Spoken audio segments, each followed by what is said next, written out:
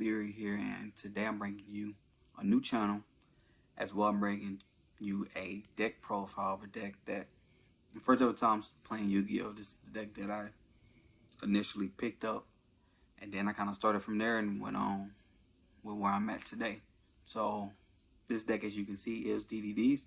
I figured, hey, why not, being that this will be the first video on the channel, make a DDD deck profile. I think it's going to be a very viable deck.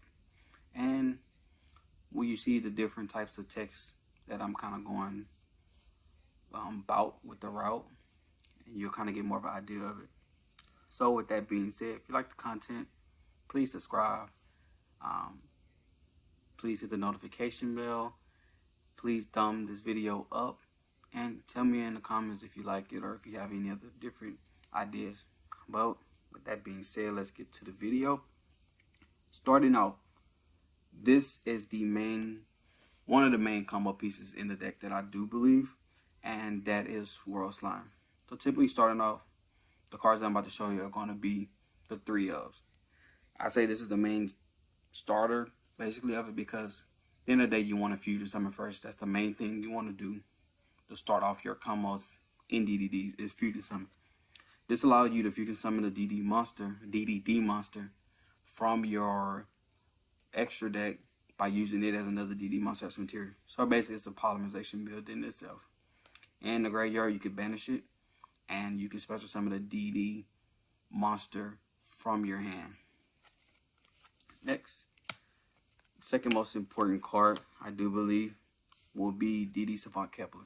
So Kepler basically is your searcher for your gate, and your gate gets you to your missing piece or gets you to any starting combo piece if you don't have it currently. And his effect happens on normal or special summon as well too. And it's a rank 1, so you see kind of some synergy there. So he is the second most important card into the deck. Next, I think we kind of all know this card. If you don't know, this is, I believe, one of the third most important pieces of the deck. Kind of between third and fourth, but DD Layman Tuner, level 1, 1/1 target. So when she's basically in a hand or in the graveyard, you can send one of the DD card on the field or in the hand to the graveyard to special summon her. Both effects are once per turn. In the day, you just want to basically abuse her. You want to get her out on the field as much as possible to get the utility out of her. Next is Necro Slime. So Swirl Slime, which is the green, fusions from hand. Necro Slime fusions from graveyard. So they kind of both have some synergy there. So I mean, you do want to see this. If you see it, it's kind of a brick early if you don't have another piece to combo off with it, but it is still good at 3. You need to max out. Next card is gonna be Abyss King, Oblivion, King of Bitch Ragnarok. So this card, I've been going back and forth between 3 and 2. Reason being because you can search the card with the DDD link to put it in the scale, because since you're only going to basically use that effect once. But at the end of the day, I'm going to just keep it at 3 as of now because it is a DDD card, and that does play a role in certain type of combos. But right now, it's going to be sticking to 3. And once a DD monster is summoned with special summon from anywhere, essentially, when he's in the scale, you can use the effect to pay 1,000 to special summon the DD monster from your graveyard. And that's all the 3 ofs. 2 of, I play 2 ghosts. The more I see this card, the more I'm starting to like this card. Just because of the effect is with that and Swirl Slime, you fusion summon. It basically copies the card and it allows you to fuse Foolish Burial card from your deck to your graveyard. So if it's a Swirl Slime, if it's a green slime, you basically send in another one to the graveyard, which gives you more utility to be able to fusion summon from your graveyard. Next, we are playing 2 Savant Caprices. So this card is kind of good and bad. What it does, when it's normal special summon, you basically Foolish Bury your card to graveyard. Again, we rely on our graveyard.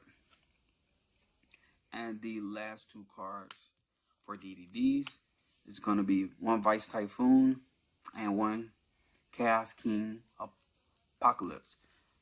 Vice Typhoon, same thing with the graveyard effect.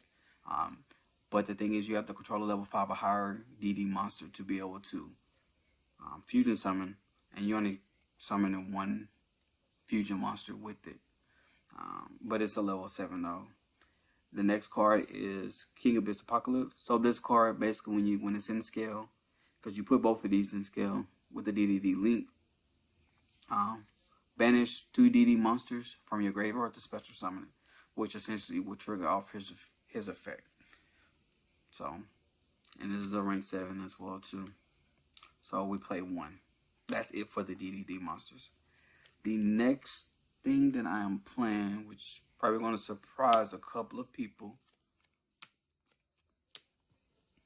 is a small Crusadia package, which essentially is 3 Crusadia Orbital and 1 Crusadia Leonidas. So this card is pretty good, kind of really good in the deck. So essentially, you're always going to have a link monster out because it's kind of between Cross Heap and Needle Fiber. So you're always going to have one out. So what this card allows you to do basically is you can special summon it, and it allows you to go into Needle Fiber or Cross Sheep, whichever way you need to go, and have another card that helps how it goes into that. So again, it's a really good card. Being a tuner, and it's an easy summon. You can special summon it easily. And this card is just one of right now. It's kind of back and forth with it, but I do have a nice little idea tech that I have. I just haven't fully tested it out yet, but I will do so a little bit more, and then I'll give you more of an idea of a hint of that. So that is it for the monsters. Alright, so next we have spell cards. We are playing 3 Contract with the Gates. So Contract with the Gates is essentially one of the core pieces of the deck. This search you your piece that you're missing. Basically, doing standby phase, if it's still out on the field, you lose 1,000 life points. But again, this is basically your rotor for the deck for any monster once you activate it and use the effect. Next is Allure. I mean, we basically running, the whole deck is basically dark monsters besides 4, give or take. So 9 times, 8 times out of 10, this is going to be alive. So the next card is going to be something different. So I've been going back and forth with actually main and Call by the Graves and Prohibition. At the end of the day, the deck doesn't completely lose this to Nibiru, but it's a pretty tough hit to the deck if you do get Nibiru. This is a good card. This stops Nibiru. It just says no. So what I would do, basically, typically I have it in hand, I'll activate it if I see it on the first time, give or take, and then I'll basically call Nibiru, so that way that turns it off. You can kind of play through 1, 2, almost 3 hand traps. You play a good amount of hand traps. Nibiru is the part that hurts. It hurts the deck a lot, especially at the right time. But so I play 2, and I'm trying it out at 2. So my fusion cards is I'm playing 1 Contract with the Swamp King, and I'm playing 1 Dark Fusion. So I've been going back and forth between Poly and Dark Fusion. Again, the main starter decks, the main starting combos, relies on fusion. What this does, I can fusion from field or hand, and I'm fusioning a fiend monster. And once that monster is fusion summoned, that card cannot be targeted by monster effects, spell effects, or trap effects. So basically, it's immune to everything for that turn. So, I mean, why not play it, you know?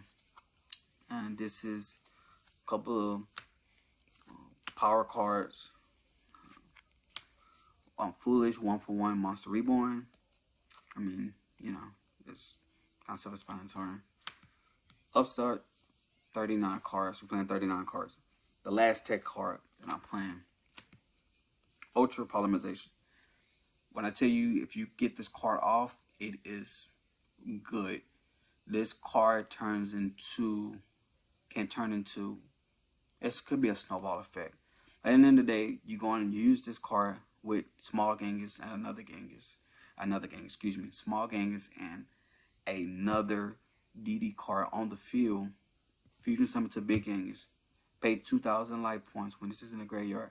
Target that Genghis, and you're essentially bringing them pieces back on the field. So you're bringing them combo pieces back out for free, which that'll trigger off the Genghis, the High King Genghis. If you have something else in the graveyard, if you have a Ragnarok in the graveyard, it triggers off that as well too. All right, so let's get to the extra deck. Exceeds, I'm playing one Dingirsu. So there's certain times when it comes up to where, so when you, because you're going first deck, if you have two, and then you probably maybe need like one more push or to survive one turn. I mean, Dingirsu is a good card. Although Kali Yuga is good, it is a card that I will be siding in my side deck. It really doesn't do much going first. Yeah, you can destroy trap cards on the field, but regardless if you don't know what you're playing, you know. So I'm kind of going back and forth with it. And then this is non-spot removal as well too, so kind of you can't really beat that too much. But I am trying it out at one. So the next card that I am playing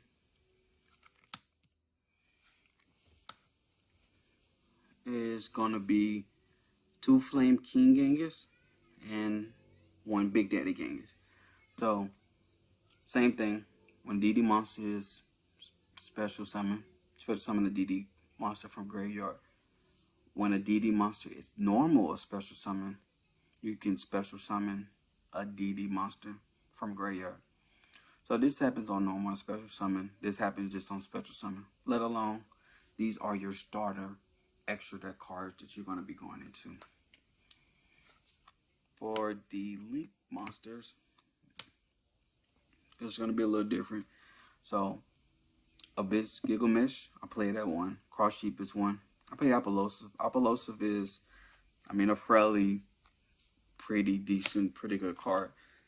When you get them awkward times when you need to go into a Link 4, and you might have possibly 2 of these out, probably maybe use Formula.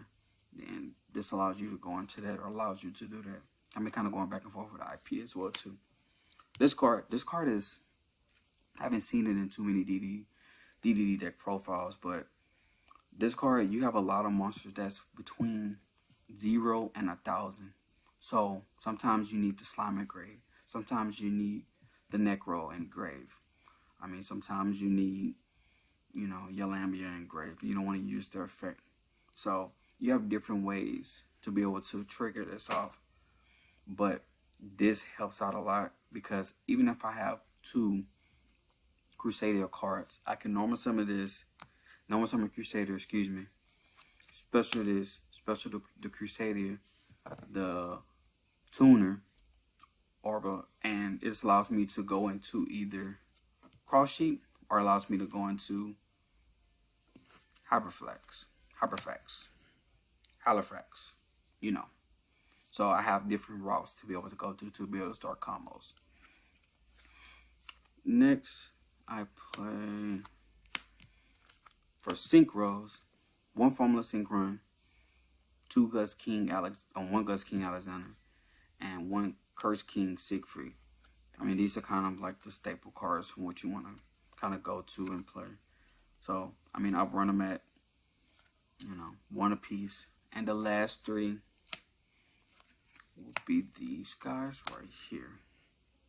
So, essentially, they kind of go with each other, right? So, typically, sometimes if you have Curse Siegfried, you'll probably go Curse Siegfried with Savage Dragon.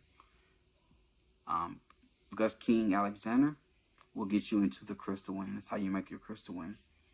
And when you do the farmer sync on with one of these three, it puts you into Satellite War. This is, I think people picking up on this card is a pretty good card. But that is the deck profile. So if you like what you see, if you have any ideas or comments about it, please feel free to leave it in the description. The comments, excuse me. And as of always, if you want to see test hands, then by all means, please let me know. Probably can maybe do some test hands. But like the video. And again, stay real. Y'all stay up, stay motivated. This is AWolf Theory here, and catch you next time. Peace.